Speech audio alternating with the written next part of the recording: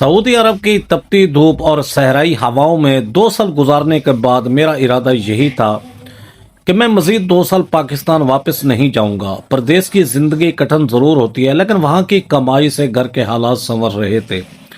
मगर मेरी माँ, वो माँ ही तो होती है जिसके दिल के तार औलाद से जुड़े होते हैं। इस बार ईद से चंद हफ्ते पहले फोन पर माँ ने पहली बार मुझ पर एक ऐसी सख्ती की जिसकी मैंने कभी तवक्को नहीं की थी। उनका लहजा दो टोक था। नोमान, अगर इस ईद पर तुम घर ना आए तो मैं तुमसे शदीद नाराज हो जाऊंगी और कभी तुमसे बात नहीं करूंगी। माँ की इस मोहब्बत भरी धमकी ने मुझे मजबूर कर दिया और मैंने बादल नाखास्ता वापसी का टिकट कटवा लिया। मुझे क्या मालूम था कि माँ की इस सख्ती के पीछे दरअसल अल्लाह पाक की कोई बहुत बड़ी मुसलिहत छुपी हुई थी। पाकिस्तान पहुंचकर ईद की तैयारियां अरूज पर थीं। एक दोपहर में किसी काम से शहर के एक मसरूफ और पुरहजूम बाजार से गुजर रहा था। जून जुलाई की शदीद झुलसा देने वाली गर्मी थी। 50 डिग्री को छूता हुआ दर्जा हरारत और लौ के थपेड़े चेहरों को झुलसा रहे थे। बाजार में हर कोई जल्दी में था ताकि इस जहन्नम नुमा गर्मी से बचकर साए में पहुंच सके। इसी हजूम में एक रेडी के पास से गुजरते हुए मेरी नजर वहां खड़े एक बूढ़े फल फरोश पर पड़ी। उनका हुलिया देखकर मेरा दिल धक से रह गया। सर के सफेद बाल बिखरे हुए, चेहरे पर झुर्रियों का जाल, तन पर फटे पुराने कपड़े और पाँव में एक टूटी हुई पुरानी जूती। वो कांपते हाथों से फल बराबर कर रहे थे और गर्मी की शिद्दत से उनका बुरा हाल था। मैं चंद सेकंड के लिए वहीं जम गया। उनका चेहरा, वो झुका हुआ अंदाज, वो नकूश मुझे बहुत मानूस लगे। मैंने अपने जहन पर जोर दिया और जैसे ही याददाश्त की परतें खुली, मेरे पांव तले से जमीन निकल गई। ये कोई आम फल फरोश नहीं थे, ये मेरे इंतहाई शफीक, मोहतरम और काबिले इज्जत एहतराम उस्ताद मास्टर महबूब साहब थे। वो उस्ताद जिन्होंने 16वें स्केल के सरकारी अफसर के तौर पर रिटायरमेंट ली थी, जिन्होंने हजारों बच्चों को जहालत के अंधेरों से निकालकर रोशनी दी थी। वो आज इस उम्र में इस शदीद गर्मी में सड़क किनारे रेडी लगाकर खड़े थे। मैं लरसते कदमों से उनके करीब गया। मेरी आंखों में हैरत और दर्द के आंसू थे। मैंने आगे बढ़कर धीमी आवाज में कहा, मास्टर साहब कैसे हैं आप? बूढ़े उस्ताद ने चौंक कर सर उठाया। अपनी कमजोर नजरों को दुरुस्त करने के लिए उन्होंने अपनी पुरानी ऐनक उतारी, उसे कमीज के दामन से साफ किया, दोबारा आंखों पर लगाई और मेरी तरफ देखा। लेकिन उनकी आंखों में पहचान की कोई रमक नहीं थी। वो मुझे बिल्कुल ना पहचान पाए। उन्होंने इंतहाई आजिज़ी और धीमे लहजे में कहा, बेटा क्या तुम मुझे जानते हो? मैंने तड़प कर कहा, मास्टर साहब क्या आपने मुझे वाकई नहीं पहचाना? गौर से देखिए। मास्टर साहब ने चंद लम्हे मेरे चेहरे को बहुत गौर से देखा।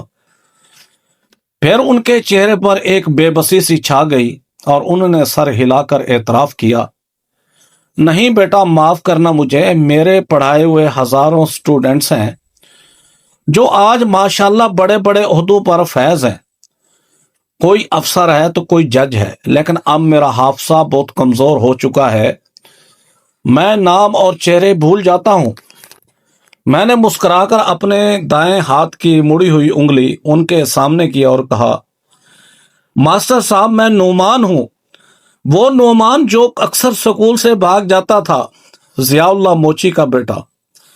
वो लड़का जिसको एक दिन आपने गुस्से में डंडा मारा था और उसके हाथ की ये उंगली टूट गई थी।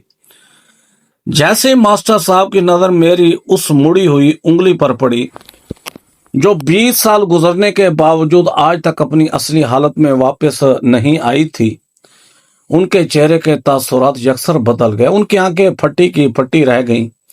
उनका पूरा जिस्म कांपने लगा। उन्होंने तड़प कर मेरा हाथ थमा और बोले, नोमान, नोमान बेटा तुम।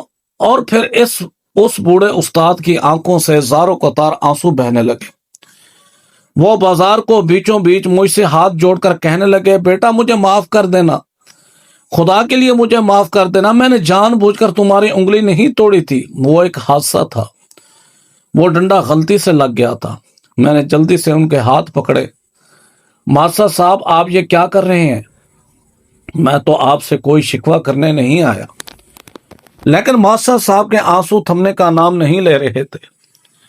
انہوں نے روتے ہوئے اپنا دایاں ہاتھ آگے بڑھایا اور بولے، نعمان بیٹا، اس دن جب تم سکول سے روتے ہوئے بھاگے اور پھر کبھی واپس نہ آئے، تمہارے والد سے بھی میں نے معافی مانگی، لیکن تم مجھ سے اتنے خوف زدہ ہو چکے تھے کہ دوبارہ سکول کا رخ نہیں کیا۔ بیٹا، اس دن میں نے خود کو ایک ایسی سزا دی جو میں نے آج تک کسی کو نہیں بتائی۔ میں نے جب ماسٹر صاحب کے دائیں ہاتھ کو دیکھا تو میری حیرت کی انتہا نہ رہی۔ ان کے دائیں ہاتھ کی بھی ایک انگلی اسی طرح مڑی ہوئی اور ٹوٹی ہوئی تھی جیسے میری انگلی تھی۔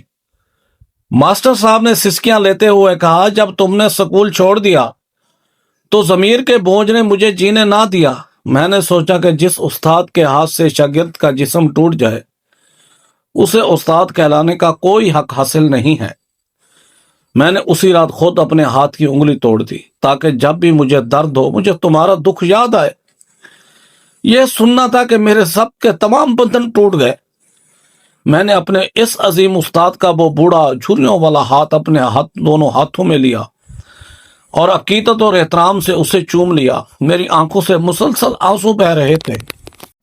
20 سال پرانا سارا گلہ، سارا درد اس ایک لمحے میں دھل گیا تھا۔ میں نے اپنے آنسو پہنچا اور موضوع بدلتے ہوئے کہا، ماسٹر صاحب چھوڑیں ان پرانی باتوں کو، وہ تو بچپن کا ایک حادثہ تھا۔ آپ مجھے یہ بتائیں کہ آپ اس عمر میں، اس سخت گرمی میں یہاں بازار میں ریڑھی لگا کر کیوں کھڑے ہیں؟ ایسی کیا مجبوری آن پڑی ہے آپ کو؟ ماشاءاللہ آپ تو 16ویں سکیل کے ریٹائرڈ ہوئے تھے، آپ کی پینشن تو بہت اچھی ہونی چاہیے۔ میری بات سن کر ماسٹر صاحب کے چہرے پر ایک گہرا کرب ابھر آیا۔ انہوں نے ایک ٹھنڈی سرد آہ بھری اور جو داستان انہوں نے سنائی اس نے میرے رونگٹے کھڑے کر دیے۔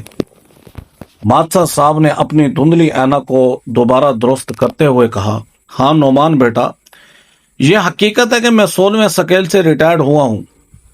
حکومت کی طرف سے مجھے ایک باعزت پنشن بھی ملتی ہے جو ایک بوڑھے اکیلے انسان کی ضرورت سے کہیں زیادہ ہے۔ لیکن جس استاد نے دنیا بھر کے بچوں کو اخلاق، محنت اور لگن کا سبق پڑھایا، افسوس کہ وہ اپنی اولاد کی تربیت نہ کر سکا۔ میرے اپنے بیٹے، میرے اپنے خون کے نے میرے ساتھ وہ روا رکھا ہے کہ دشمن بھی ایسا نہ کریں۔ ان کے ہونٹ کانپ رہے تھے اور آنکھوں سے گرے آنسو تپتی ہوئی سڑک پر گر کر غائب ہو رہے تھے۔ انہوں نے آگے بتایا، بیٹا، میرا شہر میں ایک بڑا اور شاندار گھر ہے جو میں نے اپنی زندگی بھر کی کمائی سے بنایا تھا، لیکن اس بڑے گھر میں میرے بیٹوں نے مجھے گودام نما نہایت تنگ اور تاریک کمرہ دیا ہوا ہے۔ اس کمرے میں ایک پرانا پنکھا لگا ہے جو اتنا آہستہ چلتا ہے کہ گرمی کی تپش کو کم کرنے کی بجائے ہوا کو مزید زہر آلود کرتا ہے۔ رات بھر گرمی اور گھٹن کی وجہ سے میرا دم گھٹتا ہے، میں سو نہیں پاتا۔ میں نے تڑپ کر پوچھا، لیکن ماسٹر صاحب آپ کی پنشن کے پیسے کہاں جاتے ہیں؟ آپ اپنے لیے اچھا پنکھا کیوں نہیں خرید لیتے؟ ماسٹر صاحب نے بے بسی سے مسکرا کر کہا، پیسے؟ بیٹا، میرے بیٹوں نے مجھ سے میری پنشن کی چیک بک، بینک کا ATM کارڈ اور تمام دستاویزات زبردستی چھین لی ہیں۔ انہوں نے چالاکی سے میری چیک بک کے تمام صفحات پر میرے دستخط پہلے ہی لے لیے ہیں۔ اب ہر مہینے کی پہلی تاریخ کو وہ میری پنشن خود نکالتے ہیں اور آپس میں بانٹ لیتے ہیں۔ جب میں گھر میں ہوتا تھا تو وہ مجھ سے بدتمیزی کرتے تھے، تانے دیتے تھے۔ پھر ایک دن میرے بڑے بیٹے بلال اور چھوٹے بیٹے اسد نے مجھ سے کہا کہ ابا، آپ گھر میں بیٹھ کر مفت کی روٹیاں توڑتے ہیں، آپ کا وقت بھی ضائع ہوتا ہے، لہٰذا ہم نے آپ کے لیے پھلوں کے ریڑھی کا انتظام کیا ہے۔ اس سے آپ کا وقت بھی گزر جائے گا اور گھر میں 4 پیسے بھی آ جائیں گے۔ اب میں صبح سے شام تک اس تپتے بازار میں ریڑھی لگاتا ہوں اور شام کو جو بھی منافع ہوتا ہے وہ بھی بیٹے مجھ سے 1-1 روپیہ حساب کر کے چھین لیتے ہیں۔ مجھے صرف 2 وقت کی باسی روٹی نصیب ہوتی ہے تاکہ میں زندہ رہ کر ان کے لیے کما سکوں۔ یہ سن کر غصے اور دکھ کی ایک لہر میرے پورے جسم میں دوڑ گئی۔ میں نے ماسٹر صاحب کے حلیوں کو دوبارہ دیکھا۔ ان کے پھٹے پرانے کپڑوں کے دھاگے نکل رہے تھے، پیروں میں جوتی ٹوٹی ہوئی تھی جسے انہوں نے تار سے جوڑا ہوا تھا۔ مجھ سے یہ سب برداشت نہ ہوا۔ میں نے ان کا ہاتھ پکڑا اور کہا، ماسٹر صاحب بس بہت ہو گیا، اب آپ ایک لمحہ بھی یہاں نہیں رکیں گے۔ آپ میرے ساتھ میرے گھر چلیں، آپ کو اس جہنم نما گھر میں واپس جانے کی کوئی ضرورت نہیں ہے۔ میں زندہ ہوں، آپ کا شاگرد ہوں میں، اور میں آپ کو آپ کا حق اور انصاف دلواؤں گا۔ لیکن میری یہ بات سنتے ہی ماسٹر صاحب کے چہرے پر شدید خوف اور دباؤ کے آثار نمودار ہو گئے۔ انہوں نے جھٹکے سے اپنا ہاتھ میرے ہاتھ سے چھڑایا اور خوف زدہ ہو کر دائیں بائیں دیکھنے لگے۔ نہیں نہیں نعمان بیٹا، نہیں، میں ایسا کبھی نہیں کر سکتا، میری کچھ مجبوری ہے، ایسی مجبوریاں جنہوں نے میرے ہاتھ پیر باندھ رکھے ہیں۔ ماسٹر صاحب نے روتے ہوئے کہا، کیسی مجبوریاں ماسٹر صاحب؟ میں نے حیرت سے پوچھا۔ انہوں نے سسکیاں لیتے ہوئے جواب دیا، میری بیٹی صفیہ اسی گھر میں ان ظالموں کے درمیان موجود ہے۔ تم تو جانتے ہو کہ میں اپنی معصوم بیٹی سے کتنی محبت کرتا ہوں، وہ بھی غیر شادی شدہ ہے۔ میرے بیٹوں اور بہوؤں نے مجھے صاف الفاظ میں دھمکی دے رکھی ہے کہ اگر آپ نے بینک جانے کی کوشش کی، پنشن خود لینے کی کوشش کی، بینک کا اکاؤنٹ بدلنے کا سوچا یا ہمارے خلاف پولیس میں شکایت کی تو ہم صفیہ کو جان سے مار دیں گے۔ بیٹا وہ درندے ہیں، وہ اپنی سکی چھوٹی بہن کو بھی مجھے تکلیف پہنچانے کے لیے نہیں بخشتے۔ اگر آج میں وقت پر ریڑی لے کر گھر نہ پہنچا یا گھر چھوڑ کر بھاگا تو وہ صفیہ پر بدترین تشدد کریں گے۔ میں اپنی بیٹی کی خاطر یہ سارے مظالم خاموشی سے برداشت کر رہا ہوں تاکہ وہ محفوظ رہے۔ یہ کہہ کر ماسٹر صاحب نے روتے ہوئے اپنی ریڑی سنبھالی اور بازار کے ہجوم میں اپنے گھر کی طرف روانہ ہو گئے۔ میں اسی بازار کے وسط میں کھڑا بے چین اور ساکت سوچ رہا تھا کہ یا اللہ، کوئی اولاد اپنے بوڑھے باپ کے ساتھ ایسا سلوک کیسے کر سکتی ہے؟ میں نے اسی وقت عہد کیا کہ میں اپنے محسن استاد کو اس گھٹن زدہ ماحول اور قید سے نجات دلا کر رہوں گا، مگر کسی بھی کارروائی سے پہلے مجھے اس گھر کے اندرونی حالات کا سچی طرح جائزہ لینا تھا تاکہ معلوم ہو سکے کہ صفیہ اور ماسٹر صاحب کس حال میں ہیں۔ اس مقصد کے لیے میں نے اپنے محلے کی ایک غریب اور سمجھدار عورت سے بات کی، جسے میں نے کچھ پیسے دیے اور ایک منصوبہ سمجھایا۔ وہ عورت بھیس بدل کر سر پر کپڑوں کی گٹھڑی لاد کر کپڑے بیچنے والی بن کر ماسٹر صاحب کے گھر کے بڑے گیٹ پر پہنچ گئی۔ جیسے ہی وہ عورت گھر کے اندر داخل ہوئی، صحن میں ماسٹر صاحب کے بڑے بیٹے بلال کی بیوی شکیلہ بیٹھی ہوئی تھی۔ اس نے کپڑے والی کو دیکھتے انتہائی کھردرے اور بدتمیز لہجے میں کہا، اے عورت، اپنے یہ سستے کپڑے اٹھا اور یہاں سے فوراً دفع ہو جا، ہمیں کوئی کپڑے وپڑے نہیں چاہیے۔ کپڑے والی عورت جو ہمارے منصوبے کا حصہ تھی، اس نے انتہائی عاجزی سے اداکاری کرتے ہوئے کہا، بی بی جی، میں غریب اور مجبور عورت ہوں، دور سے آئی ہوں، اگر آپ کپڑے نہیں خریدنا چاہتی تو نہ خریدیں، لیکن خدا کے لیے کچھ مدد کر دیں، مجھے شدید بھوک لگی ہے، مجھے کھانا ہی کھلا دیں۔ اتنے میں ماسٹر صاحب کی چھوٹی بہو بھی وہاں آ گئی۔ اس نے شکیلہ سے کہا، کچن میں رات کا باسی اور خراب کھانا پڑا ہے، وہی اٹھا کر اسے دے دو، جان چھوٹے ہماری۔ شکیلہ کچن میں گئی اور ایک پلیٹ میں باسی ادھورا کھانا لا کر اس عورت کے سامنے رکھ دیا اور تحقیر آمیز لہجے میں کہا، یہ لو، جلدی سے یہ کھانا کھاؤ اور یہاں سے فوراً نکلو، ہمارے پاس فالتو کا وقت نہیں ہے۔ وہ عورت صحن میں بیٹھ کر آہستہ آہستہ کھانا کھانے لگی، لیکن اس کی نظریں پورے گھر کا جائزہ لے رہی تھی۔ جو کچھ اس نے دیکھا وہ انتہائی دل دہلا دینے والا تھا۔ اس نے ایک دیکھا کہ ماسٹر صاحب کی جوان بیٹی صفیہ، جو اس گھر کی مالکن ہونی چاہیے تھی، وہ اس بڑے گھر میں ایک نوکرانی کی طرح کام کر رہی تھی۔ اس کے چہرے پر خوف اور نقاہت تھی۔ وہ صبح سے شام تک گھر کی صفائی کرتی، جھاڑو پوچھا کرتی، بھاری برتن دھوتی اور اپنے ظالم بھائیوں اور بدتمیز بھابھیوں کے کپڑے دھوتی تھی۔ اس پر مسلسل آوازیں کسی جا رہی تھیں۔ کھانا ختم کرنے کے بہانے وہ عورت تھوڑا آگے بڑھی تو اس نے گھر کے پچھلے حصے میں موجود ایک گودام نما چھوٹا سا کمرہ دیکھا وہ واقعی ایک تاریک کوٹھری تھی جہاں ماسٹر صاحب کا پرانا ہلتا ہوا پنکھا بہت آہستہ چل رہا تھا اور اندر بلا کی گرمی اور حبس تھا۔ وہ کمرہ کسی انسان کے رہنے کے لائق ہی نہیں تھا۔ اب سمجھ میں آیا کہ ماسٹر صاحب اس شدید گرمی کے باوجود بازار میں ریڑھی لگانا کیوں بہتر سمجھتے تھے، کیونکہ بازار کی تپش اس گھر کی گھٹن اور بیٹوں کے تانوں سے زیادہ صابر تھی۔ جب اس عورت نے باہر آ کر مجھے اس گھر کی ایک ایک تفصیل بتائی تو میرا خون کھول اٹھا۔ ماسٹر صاحب کی ملکیت کے اس عالیشان گھر میں ان کے بیٹے اور بہویں عیاشی کر رہے تھے، جبکہ گھر کا اصل مالک اور اس کی معصوم بیٹی ایک قیدی اور نوکرانی کی زندگی گزار رہے تھے۔ بیٹے اپنے سیدھے سادے باپ کو صفیہ کی جان کی دھمکی دے کر بلیک میل کر رہے تھے۔ میں نے اپنے ہاتھ کی مٹھیاں بھینچ لی اور سوچا کہ اب خاموش بیٹھنے کا وقت بالکل ختم ہو چکا ہے۔ میں نے اسی رات ایک ایسا محکم منصوبہ تیار کیا جس کے ذریعے ماسٹر صاحب اور صفیہ کو اس جہنم سے ہمیشہ کے لیے نکالا جا سکے۔ جب مجھے گھر کے اندرونی حالات کا مکمل علم ہو گیا تو میری راتوں کی نیند اڑ گئی۔ میں ایک لمحہ بھی ضائع کرنا نہیں چاہتا تھا۔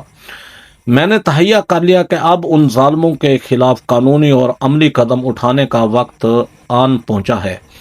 اگلے دن دوپہر کے وقت میں دوبارہ اسی بازار گیا جہاں ماسٹر صاحب شدید دھوپ میں پھلوں کی ریڑھی لگائے کھڑے تھے۔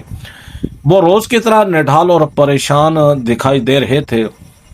میں اپنی گاڑی لے کر سیدھا ان کے پاس پہنچا، گاڑی کا دروازہ کھولا اور انتہائی احتراماً مگر مضبوط لہجے میں کہا، ماسٹر صاحب آپ فوراً ریڑھی چھوڑیے اور میری گاڑی میں بیٹھ جائیے۔ ماسٹر صاحب مجھے دیکھ کر گھبرا کے اور لرزتی آواز میں بولے، نعمان بیٹا، یہ تم کیا کہہ رہے ہو؟ میں نے تمہیں بتایا تھا نا کہ اگر میں نے کوئی ایسا قدم اٹھایا تو میری بیٹی صفیہ کو وہ لوگ مار دیں گے۔ وہ درندے ہیں، انسان نہیں، مجھے جانے دو۔ میں نے ان کا ہاتھ تھاما اور یقین دلاتے ہوئے کہا، ماسٹر صاحب آپ مجھ پر بھروسہ رکھیے، اب کوئی آپ کو یا صفیہ کو چھو بھی نہیں سکے گا۔ جس طرح کی زندگی صفیہ اس گھر میں گزار رہی ہے وہ اس گرمی، حبس اور ظلم کی وجہ سے ویسے ہی مر جائے گی۔ اگر آپ کو واقعی اپنی بیٹی کا احساس ہے تو آئے میرے ساتھ اور اس ظلم کے خلاف آواز اٹھائیے۔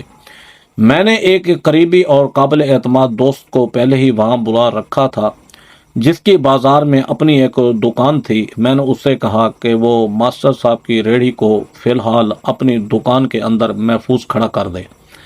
ماسٹر صاحب اب بھی خوف زدہ تھے، لیکن میری آنکھوں میں اپنے لیے سچی تڑپ اور عزم دیکھ کر انہوں نے ہار مان لی اور گاڑی کی اگلی سیٹ پر بیٹھ گئے۔ میں گاڑی سٹارٹ کر کے سیدھا پینشن اکاؤنٹ آفس پہنچ کر میں انہیں لے کر سیدھا متعلقہ افسر کے کمرے میں داخل ہوا۔ وہاں ماسٹر صاحب نے روتے ہوئے اپنے بیٹوں کے تمام مظالم، چیک بک پر زبردستی دستخط لینے، اے ٹی ایم کارڈ چھیننے اور پنشن پر ناجائز قبضے کی پوری تفصیلات افسران کے سامنے رکھ دیں۔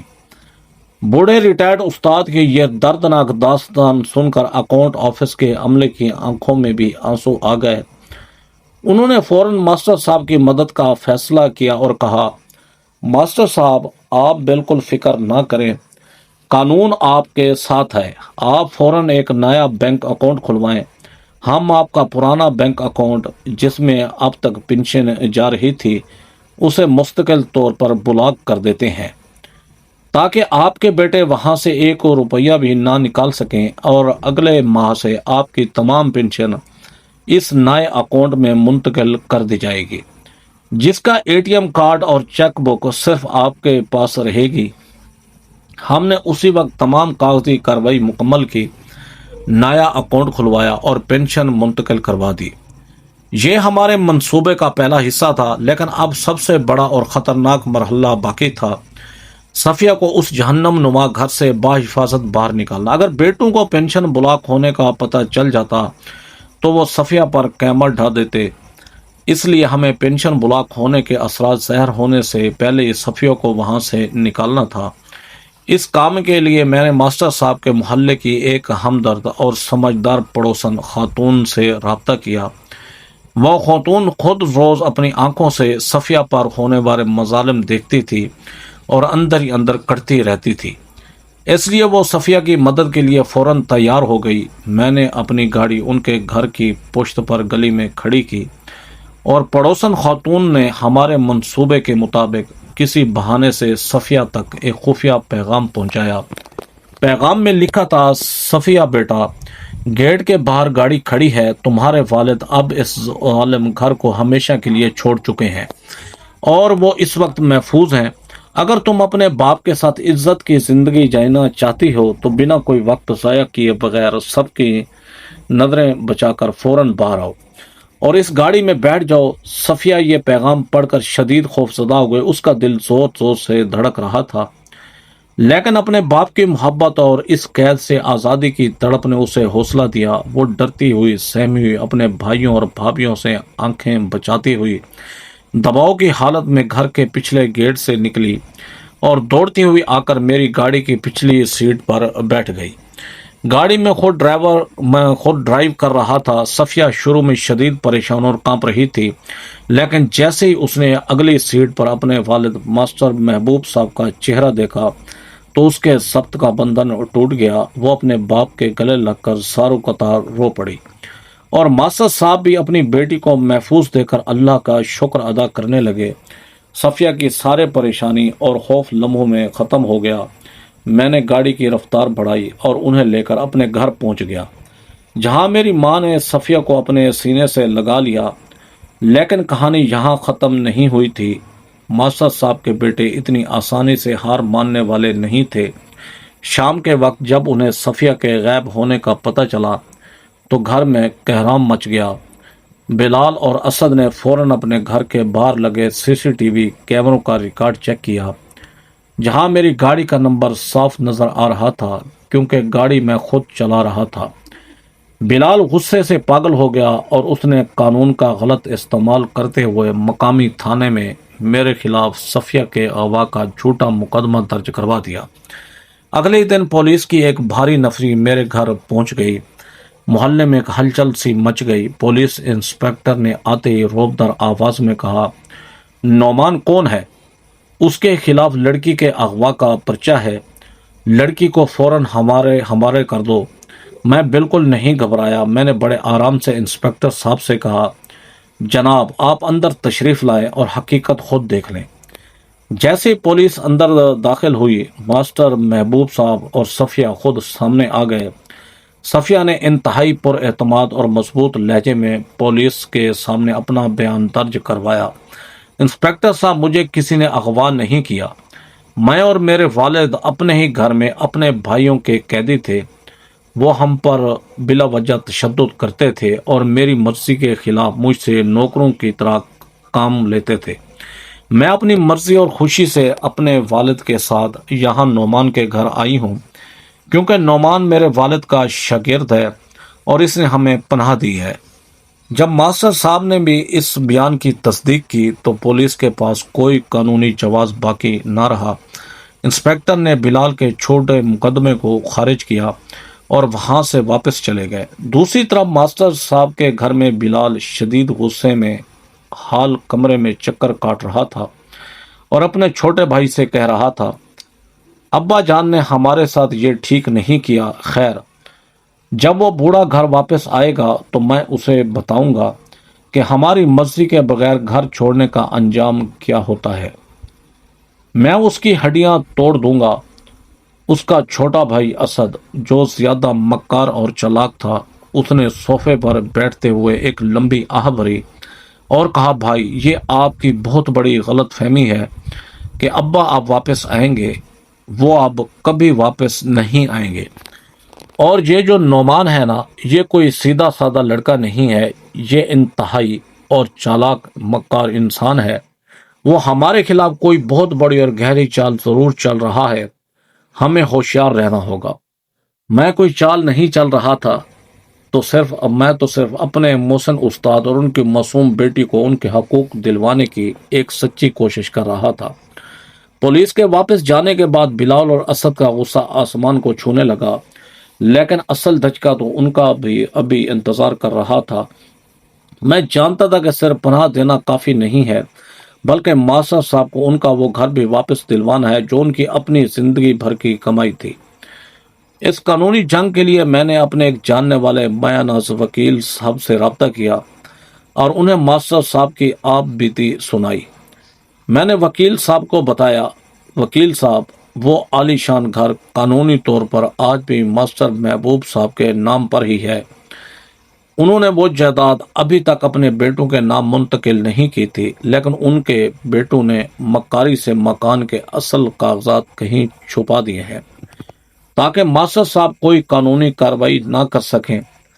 وکیل صاحب نے مسکرا کر میرا حوصلہ بڑھایا اور کہا، نعمان صاحب آپ بالکل فکر نہ کریں، اگر اصل کاغذات چھپا بھی دیے گئے ہیں تب بھی جائیداد کا اصل مالک رجسٹرڈ ریکارڈ کے مطابق ماسٹر صاحب ہی ہیں۔ ہم فوراً ان ظالم بیٹوں کو گھر سے بے دخل کرنے کا قانونی نوٹس تیار کرتے ہیں۔ وکیل صاحب ہماری مدد کے لیے خود ہمارے ساتھ مقامی پولیس اسٹیشن گئے۔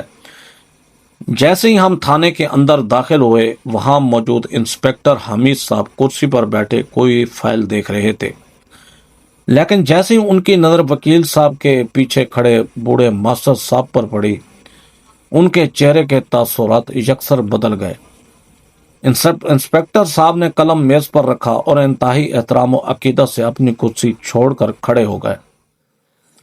وہ تیزی سے آگے بڑھے، ماسٹر صاحب کے آگے ہاتھ جوڑے اور بولے، ماسٹر صاحب آپ یہاں؟ سر آپ نے مجھے پہچانا، میں حمید ہوں، 20 سال پہلے آپ کی کلاس کا سب سے نالائق اسٹوڈنٹ جسے آپ اکثر سامنے کھڑا کر کے کان پکڑواتے تھے اور کہتے تھے کہ پڑھ لو ورنہ پچھتاؤ گے۔ سر آج میں جو کچھ بھی ہوں آپ کی اس سختی اور محبت کی وجہ سے ہوں۔ اتفاق سے انسپکٹر حمید بھی ماسٹر صاحب کا پرانا شاگرد نکل آیا۔ یہ دیکھ کر میری جان میں جان ہوئی اور ہمارا کام بہت آسان ہو گیا۔ جب انسپکٹر حمید نے اپنے شفیق استاد کی بے بسی، ان کے بیٹوں کے بدترین مظالم اور زبردستی ریڑھی لگوانے کی پوری کہانی سنی تو غصے سے ان کا چہرہ سرخ ہو گیا۔ انہوں نے غضبناک ہو کر میز پر ہاتھ مارا اور وعدہ کیا، ماسٹر صاحب آپ کی جوتیوں کی قسم، میں ان نافرمان درندوں کو ان کے انجام تک پہنچاؤں گا۔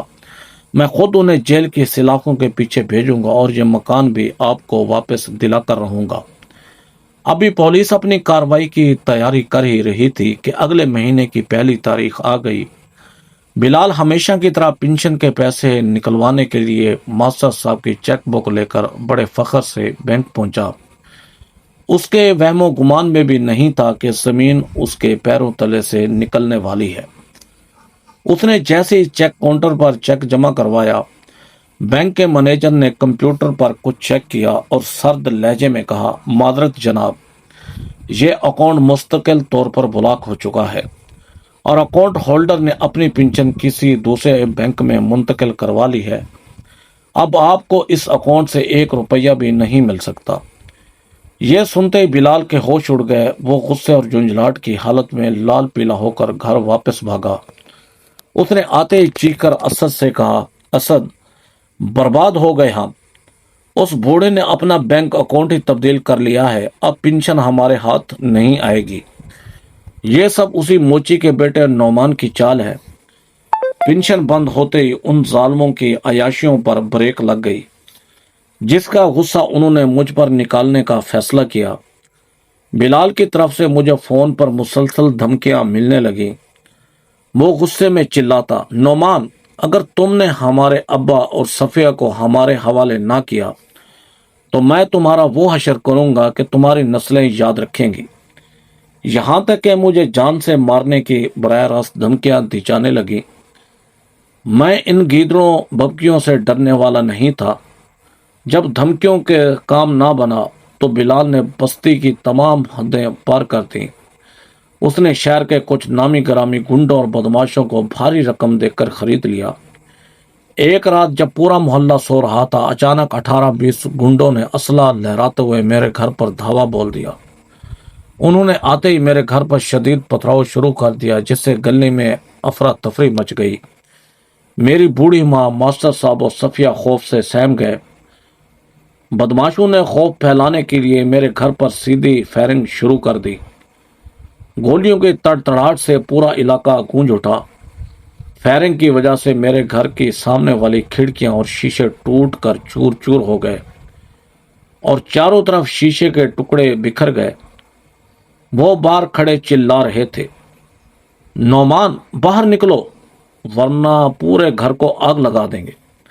सारी रात हमने शदीद खौफ के सह में गुजारी, लेकिन मेरे हौसले अब भी चट्टान की तरह मजबूत थे। मैंने अंदर से इंस्पेक्टर हमीद को फोन करके सूरत हाल से आगाह किया। अगली सुबह इंस्पेक्टर हमीद साहब पुलिस की एक भारी नफरी और पुलिस मोबाइल के साथ बिलाल और असद के घर पर छापा मारने पहुंच गए। पुलिस ने घर को चारों तरफ से घेर लिया। बिलाल और असद जो रात की गुंडागर्दी पर जश्न मना रहे थे, पुलिस को देखकर भागने की कोशिश करने लगे, लेकिन पुलिस एहलकारों ने उन्हें दबोच लिया। इंस्पेक्टर हमीद ने खुद बिलाल के मुंह पर एक जोरदार थप्पड़ रसीद किया और कहा, अपने मोहसिन बाप पर जुल्म करते हुए तुम्हें शर्म नहीं आई, अब तुम्हारा हिसाब मैं करूंगा। पुलिस ने घर की तलाशी लेकर मकान के वो असल कागजात भी अपने कब्जे में ले लिए जो इन्होंने छुपा रखे थे। बिलाल और असद को हथकड़ियां लगाकर सरेआम मोहल्ले के सामने जलील करते हुए थाने मुंतकिल कर दिया। पुलिस छापे और गिरफ्तारी के बाद बिलाल और असद का गुरूर खाक में मिल चुका था, लेकिन उनके जराइम की हतमी सजा का फैसला अभी अदालत के कटहरे में होना बाकी था। वो मकान जिसकी खातिर उन्होंने अपने बूढ़े बाप को सड़कों पर रोल दिया था, अब उसी मकान के असल कागजात इंस्पेक्टर हमीद ने कानूनी तहवील में लेकर वकील साहब के हवाले कर दिए थे। केस की समाअत का दिन आया तो अदालत का कमरा तमाशाइयों और मोहल्लेदारों से खिंचाखिंच भरा हुआ था। बिलाल और असद हथकड़ियां पहने सर झुकाए मुलजमों के कटहरे में खड़े थे, जबकि दूसरी तरफ इज्जत और एहतराम के साथ मास्टर महबूब साहब, सफिया और मैं अपने वकील के साथ मौजूद थे। कार्रवाई का आगाज होते ही मास्टर साहब के वकील ने जज साहब के सामने खड़े होकर निहायत जानदार अंदाज में बहस शुरू की। उन्होंने जज साहब को मुखातिब करते हुए कहा, माय लॉर्ड, ये बूढ़ा इंसान कोई आम शहरी नहीं बल्कि कौम का मामार है, एक उस्ताद है जिसने अपनी पूरी जिंदगी इस मुल्क के बच्चों को तहजीब और इखलाक सिखाने में सर्फ कर दी, लेकिन इसके सिले में इनके सगे बेटों ने इनके साथ जो वहशियाना सलूक किया वो इंसानियत के नाम पर कलंक है। ये बेटे ना सिर्फ नाफरमान है बल्कि मुजरिम है जिन्होंने अपने बाप की पेंशन पर नाजायज कब्जा किया, इन्हें शदीद गर्मी में मजदूरी पर मजबूर किया और इनकी जवान बेटी को घर में लोंडी बनाकर रखा। माय लॉर्ड, मेरे मुवक्किल मास्टर महबूब साहब आज अदालत के सामने अपने इन दोनों बेटों को अपनी तमाम मनकूला और गैर मनकूला जायदाद से हमेशा के लिए आग करने का कानूनी हक मांगते हैं। जब जज साहब ने मास्टर साहब को अपने बयान के लिए गवाह के कटहरे में बुलाया तो पूरे कोर्ट रूम में सन्नाटा छा गया। बूढ़े उस्ताद ने कांपते कदमों से कटहरे का रुख किया। उनकी आंखों से मुसलसल आंसू बह रहे थे और वो अपने जज्बात पर काबू पाने की नाकाम कोशिश कर रहे थे। कटहरे में खड़े होकर मास्टर साहब ने जब रोते हुए अपने बेटों के मसालिम की लंबी दास्तान सुनाई तो वहां मौजूद हर शख्स की आंख नम हो गई। उन्होंने रोते हुए जज साहब को कुछ ऐसी दिल दहला देने वाली बातें भी बताईं जो उन्होंने शर्म और गैरत की वजह से अभी तक मुझे नहीं बताई थी। मास्टर साहब ने सिसकियां देते हुए कहा, जज साहब, ये मेरे बेटे नहीं इंसान के रूप में दरिंदे हैं। एक रात जब मुझे शदीद बुखार था और मैं प्यास से तड़प रहा था, मैंने अपने छोटे बेटे असद से पानी मांगा। उसने पानी देने के बजाय मुझ पर थपते हुए कमरे का दरवाज़ा बाहर से बंद कर दिया और कहा कि रात को सोते वक्त हमें तंग मत किया करो। जज साहब, इन्होंने मेरी मासूम बेटी सफिया को सिर्फ इसलिए भूखा रखा और मारा पीटा क्योंकि इसने एक दिन मेरे फटे हुए कपड़ों को सीकर मुझे देने की जुर्रत की थी। इन्होंने मुझे धमकी दी थी कि अगर मैंने बैंक या पुलिस का रुख किया तो ये सफिया की लाश मुझे तोहफे में देंगे। मैंने अपनी बेटी की इज्जत और जान की खातिर सड़क पर रेड़ी लगाई, भूख काटी, लेकिन इन्होंने एक बाप की ममता और मजबूरी का तमाशा बनाया। मास्टर साहब की यह बातें सुनकर अदालत में मौजूद मोहल्लेदारों का खून भी खोल उठा। जज साहब ने मोहल्ले के लोगों को गवाही के लिए बुलाया। तो सब ने यक जुबान होकर इन दोनों भाइयों के खिलाफ बयानात दिए। पड़ोसियों ने अदालत को बताया कि किस तरह बिलाल और असद रातों को घर में अय्याशियां करते थे, नई गाड़ियां और महंगे मोबाइल खरीदते थे, जबकि इनका बूढ़ा बाप फटे पुराने कपड़ों में सड़कों पर जलील हो रहा था। मोहल्ले वालों ने मेरे घर पर होने वाले पथराव और फायरिंग की भी तस्दीक की, जिसके मास्टरमाइंड ये दोनों भाई थे। तमाम शवायद, पुलिस की रिपोर्ट, सीसीटीवी कैमरों का रिकॉर्ड, जिसमें मेरे घर पर हमला करने वाले बदमाश बिलाल के लिए रोल पर साबित हुए थे। और सबसे बढ़कर एक बाप के खून के आंसू देखने के बाद जज साहब का चेहरा गुस्से से सुर्ख हो गया। जज साहब ने अपना कलम उठाया और तारीखी फैसला सुनाते हुए जमझंट लिखवाई। अदालत इस नतीजे पर पहुंची है कि बिलाल और असद ने अपने बूढ़े वालिद पर बदतरीन ज़हनी और जिस्मानी तशद्दुद किया, अगवा और इक़दाम कत्ल की साजिश रची और जायदाद पर नजायज कब्जा किया। लिहाजा अदालत मास्टर महबूब की दरख्वास्त को मंजूर करते हुए इनके बेटों को जायदाद से आग करने का हुक्मनामा जारी करती है। आज के बाद इन दोनों का अपने बाप की किसी भी जायदाद या पेंशन पर कोई हक नहीं होगा। इसके साथ ही अदालत इन दोनों मुल्ज़मान को 5-5 साल कैद पा मुशक्कत की सजा सुनाती है। जैसे ही जज साहब ने हथौड़ा मारा, बिलाल और असद की चीखें निकल गई। वो वहीं रोते हुए जमीन पर बैठ गए, लेकिन अब पछतावे का वक्त गुजर चुका था। पुलिस ने फौरन उन्हें अपनी तहवील में लिया और गाड़ी जेल की तरफ ले गई। अदालत के हुक्म पर वो शानदार मकान और पूरी जायदाद कानूनी तौर पर दोबारा मास्टर महबूब साहब को वापस मिल चुकी थी। इनके वकील और इंस्पेक्टर हमीद की मदद से उनकी बहुओं शकीला और उसकी देवरानी को भी उस घर से इज्जत के साथ निकाल दिया गया, जो अब तक उस घर पर सांप बनकर बैठी हुई थी। जब मास्टर साहब अपनी बेटी सफिया के साथ दोबारा अपने उस बड़े घर के दरवाजे पर पहुंचे तो उनकी आंखों में एक अजीब सा सुकून था, एक ऐसी आज़ादी का सुकून जो उन्हें 20 साल बाद नसीब हुआ था। लेकिन अब इस बड़े घर में अकेले रहने का सवाल था और मास्टर साहब ने इस नई जिंदगी को एक नए और अजीम मकसद के लिए वक्फ करने का फैसला किया। अदालत के फैसले के बाद बिलाल और असद जेल की 13 तारीख सलाखों के पीछे अपने किए की सजा भुगत रहे थे और इधर मास्टर महबूब साहब का वो आलीशान घर, जो कभी उनके लिए कैद खाना बना हुआ था, अब अमन और सुकून का गहवारा बन चुका था। भाभीियों को भी कानून के मुताबिक वहां से बेदखल कर दिया गया था, जिसके बाद वो अपने मेके जा बैठी थी। अब वो मकान पूरी तरह से मास्टर साहब और सफिया की मलकियत था। लेकिन हैरत की बात यह थी कि वो बेटे और बहुएं जो कभी गरूर के नशे में चूर थे, अब बिल्कुल टूट चुके थे। जेल की कठिन जिंदगी ने बिलाल और असद का सारा घमंड मिट्टी में मिला दिया था। अब वो जेल से अपनी बीवियों को मास्टर साहब के पास भेजते कि किसी तरह जाकर अब्बा के पांव पकड़ो और हमदर्दी हासिल करो, शायद वो हमें माफ़ कर दें और अदालत में सुलहनामा जमा करवा कर हमारी सज़ा ख़त्म करवा दें। एक दिन बिलाल की बीवी शकीला, जो कभी कपड़े वाली गरीब औरत को बासी खाना देकर धुतकार रही थी, निहायत ही आजिज़ी और रोती हुई शक्ल बनाकर मास्टर साहब के सामने हाथ जोड़कर खड़ी थी।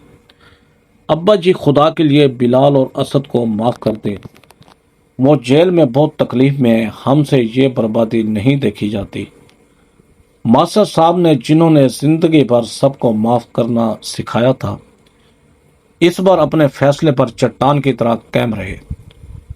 उन्होंने अपनी बहू की तरफ देखा और निहायत सर्द मगर हतमी लहजे में कहा, बहू, जब मैं तपती धूप में रेडी लगा रहा था, जब सफिया उस घर में नौकरानी बनी हुई थी और जब तुम लोग मुझे एक बासी रोटी के लिए तरसा रहे थे, तब तुम्हारी ये हमदर्दी कहाँ थी? मैंने तुम्हें और अपने बेटों को अपने दिल से हमेशा के लिए निकाल दिया है। मेरा अब तुम लोगों से कोई ताल्लुक नहीं है। कानून को अपना काम करने दो, ये कहकर उन्होंने हमेशा के लिए इनका बाप बंद कर दिया। वक्त गुजरता गया और मास्टर साहब ने अपने इस बड़े घर को एक नए मकसद के लिए वक्फ करने का फैसला किया। उन्होंने घर के उस वसी हाल और सहन में एक एकेडमी खोल ली। मोहल्ले के वो गरीब और मुस्तहिक बच्चे जो महंगी फीस अदा नहीं कर सकते थे, वो सब दोपहर के बाद मास्टर साहब के पास आने लगे। मास्टर साहब उनसे 1 रुपया भी फीस नहीं लेते थे, बल्कि अपनी पेंशन के पैसों से उन बच्चों को किताब और कलम खरीद कर देते। वो बूढ़ा उस्ताद जो कुछ महीने पहले बाजार में निडाल खड़ा था, अब इल्म की रोशनी लेकर बच्चों के दरमियान मुस्कुरा रहा था। सफिया भी अपने वालिद का हाथ बटाती और छोटी बच्चियों को पढ़ाती। सफिया की आजिज़ी, शराफत और दुखों भरी दास्तान मोहल्ले के निहायत सुलझे हुए और बाइज़्ज़त खानदान की नज़र में आई। वो लोग सफिया के सब्र से इतने मुतासिर हुए कि उन्होंने खुद आगे बढ़कर मास्टर साहब से सफिया का रिश्ता मांगा। मास्टर साहब ने धूमधाम से अपनी बेटी का फर्ज अदा किया और सफिया एक अच्छे घराने में ब्याह कर चली गई। आज वो अपने घर में बेहद खुश और एक बाइज़्ज़त जिंदगी गुजार रही है। कभी कभी जब मैं शाम के वक्त मास्टर साहब के पास बैठता हूँ और उन्हें बच्चों को हंसते मुस्कुराते पढ़ाते हुए देखता हूँ, तो मेरा दिल अल्लाह पाक की तारीफ में सजदा रेज़ हो जाता है। मैं अक्सर तन्हाई में सोचता हूँ कि मैंने सऊदी अरब से वापस पाकिस्तान आकर कितना बड़ा और बेहतरीन फैसला किया था। मेरा इरादा तो साफ था कि मैं मज़ीद 2 साल परदेश में काटूंगा और ईद पर घर नहीं आऊंगा। अगर मैं अपने फैसले पर अड़ा रहता तो शायद अगले 2 सालों में इस बदतरीन गर्मी, हबस और बेटों के तशद्दुद की वजह से मास्टर साहब और सफिया इस दुनिया में जिंदा ही न बचते, क्योंकि उनके बेटों तो घर में जलाद बने हुए थे। लेकिन अल्लाह ताला के हर काम में कोई न कोई मुसलियत और हिकमत ज़रूर छुपी होती है। मेरी माँ, जिन्होंने अपनी पूरी ज़िंदगी में मुझ पर कभी कोई सख्ती नहीं की थी, कभी किसी बात पर जिद नहीं की थी, उन्होंने इस बार पहली बार मुझ पर इतनी सख्त पाबंदी लगाई और यहाँ तक कह दिया कि अगर तुम इस ईद पर घर ना आए तो मैं तुमसे कभी बात नहीं करूँगी। माँ की इसी मोहब्बत भरी सख्ती ने मेरे कदमों को पाकिस्तान की तरफ मोड़ दिया था। आज मुझे शिद्दत से एहसास होता है कि वो दरअसल मेरी माँ की ज़ुबान से निकला हुआ अल्लाह पाक का एक गैबी हुक्म था। माँ की दुआ का एक मौजज़ा था जिसने मुझे अपने मोहसिन उस्ताद की ज़िंदगी बचाने का ज़रिया बना दिया। अगर मैं माँ के हुक्म की तामील करते हुए वापसी का टिकट ना लेता तो मैं कभी इस बाजार से ना गुजरता और कभी अपने उस्ताद का हक अदा ना कर पाता। सच है कि दुनिया में माँ की दुआ से बड़ा कोई एहसान नहीं और उस्ताद के एहतराम से बढ़कर कोई सादत नहीं। अल्लाह पाक ने मुझे अपने मोहसिन का वसीला बनाया और आज जब भी मास्टर साहब मुझे देखकर मुस्कुराते हैं तो मुझे लगता है कि मेरी दुनिया और आखिरत दोनों संवर गई हैं। दोस्तों, कमेंट बॉक्स में अपनी राय का ज़रूर इजहार कीजिएगा कि यह स्टोरी आपको कैसी लगी।